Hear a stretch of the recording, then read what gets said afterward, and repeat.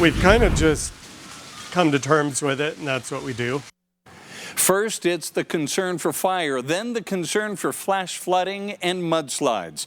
Tonight, Mapleton residents near the Ether Hollow fire burn scar tell us they know the plan to get to safety very well.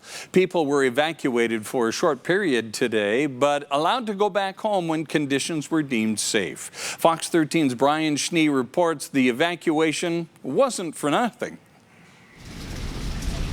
They did tell us we're expected to get more rain over the next several days, so this may happen again. Stephen McCowan lives in one of the homes closest to the Ether Hollow fire burn scar. When the fire happened a couple of years ago, that took us by surprise about how fast it was, how fast it started and raced up the hill behind us. He knows that fire can lead to flood, which is why they've got a plan. When we got the alert today that they wanted us to evacuate, we knew what to do. We grabbed the go bags, we threw stuff in it, and we took off. It was really pretty quick. People here in this Mapleton neighborhood have taken about every precautionary measure possible to make sure their neighborhood will survive any sort of flash flooding or debris that come down from that burn scar. We basically are watching these kinds of weather events as they come through and trying to get people out of their homes early, so we have no loss of life. It's not the first time in the last month that Mapleton City Fire has gotten the signal from the National Weather Service that unfavorable conditions may be moving in.